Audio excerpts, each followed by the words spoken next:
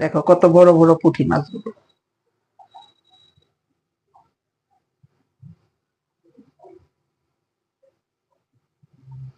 Hello বন্ধুরা, ঢেলে ফোরন চ্যানেলে তোমাদের স্বাগত। দেখো আমি কত বড় বড় পুঁটি মাছ নিয়েছি। এখানে আমি হলুদ হলুদটা এখনো নেইনি, হলুদটা নেব পরিমাণ মতো। আর এখানে আমি একটু জিরা পেঁয়াজ বাটা দিয়ে নিয়েছি, পরিমাণ মতো নুন দিয়েছি, আর অল্প একটু লঙ্কা বাটা দিয়ে নিয়েছি।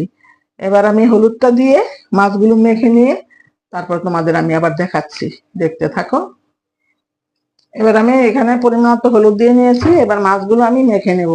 বন্ধুরা তোমরা এইভাবে লঙ্কার একটু জিরা পেঁয়াজ বাটা দিয়ে মাছ মেখে ভাজা করে খেয়ে দেখবে, মানে কতটা টেস্ট হয়।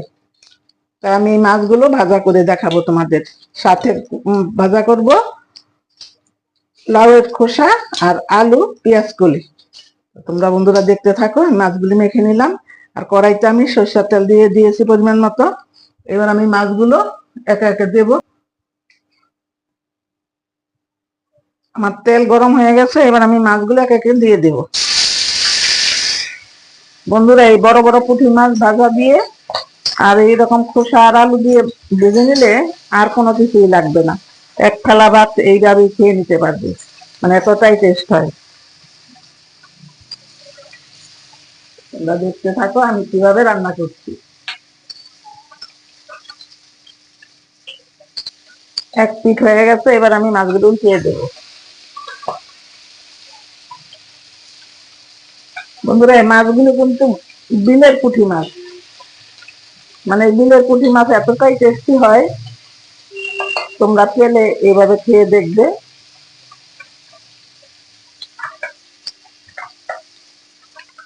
মাছগুলো আমার ভাজা হয়ে গেছে, এবার আমি নামিয়ে নেব। নামিয়ে বাকি মাছগুলো আমি ভেজে তারপর তোমাদের দেখাবো।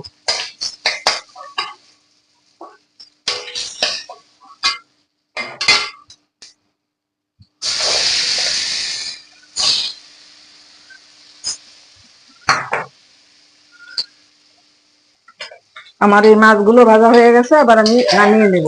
আর পুঁটি মাছ বন্ধুরা খুব বেশি ভাজলে কিন্তু খেতে আবার ভালো লাগবে না, শক্ত শক্ত হয়ে যায়। একটু নরম নরম রাখবে, দেখবে খেতে কতটা টেস্টি হয়।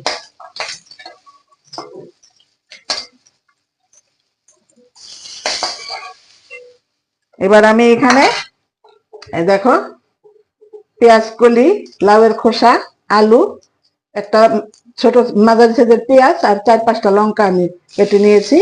এটা আমি এবার দিয়ে দেবো মাছের তেলের উপরে, দিয়ে দিলাম মাছ ভাজা তেলের উপরে দিয়ে। আবার এটা আমি একটু মজিয়ে নেব।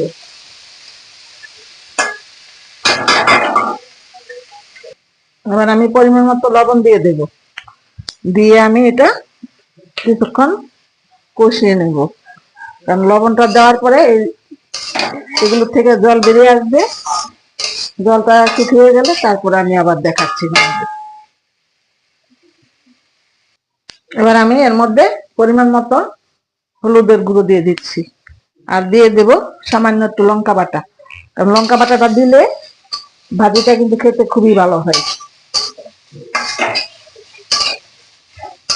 আমি আর কিছুক্ষণ এরকম করে ভেজে তারপর আমি তেল দেব। এরপরে আমি কিছুটা তেল দিয়ে দেবো, সরষের তেল। বন্ধুরা তোমরা এই ভাজিটা রুটি, পরোটা, ভাত সবটা দিয়েই কিন্তু খেতে পারবে। খেতে তো বললামই খুবই টেস্টি হয়।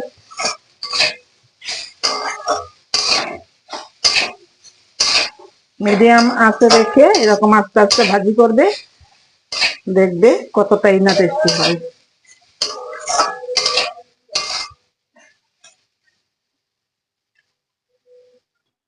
বন্ধুরা দেখো এরকম কম তেলে এত সুন্দর ভাজি করা যায়, তোমরা না করলে বুঝবে না। আর এই ভাজির মধ্যে যদি অতিরিক্ত তেল হয়ে যায় তাহলে আবার খেতে ভালো লাগবে না। তো বন্ধুরা তোমাদের এই রেসিপিটা যদি আমার ভালো লাগে, তো আমার চ্যানেলটা সাবস্ক্রাইব করে আমার পাশে থেকো, আর পাশে থাকা বেল আইকনে ক্লিক করে দিও এরকম নিত্য নতুন রেসিপি পাওয়ার জন্য।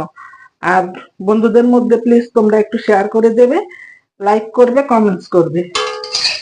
আর বাড়িতে একবার হলো তোমরা করে খেয়ে দেখবে। আর আমার চ্যানেলে যদি কোনো নতুন বন্ধু এসে থাকো, আমার চ্যানেলটা সাবস্ক্রাইব করে সবসময় আমার পাশে থাকবে। আর পুরানো বন্ধুদের অনেক অনেক ধন্যবাদ জানাই। আর তোমরা সবসময় এইভাবে আমার পাশে থাকবে। দেখো বন্ধুরা, রেডি হয়ে গেল আমার লাউয়ের খোসা, আলু আর পেঁয়াজ কুলি দিয়ে ভাজি। তোমরা সবাই ভালো থাকবে, সুস্থ থাকবে। দেখা হবে আবার অন্য কোনো রেসিপি। দেখো বন্ধুরা, কতটা লোভনীয় হয়েছে। আমার ঘরে বন্ধুরা ধনেপাতা ছিল না, তোমাদের যদি ধনেপাতা থাকে একটু ধনেপাতা দিয়ে দিবে নামানোর আগে, খেতে তাহলে আরো টেস্টি হবে।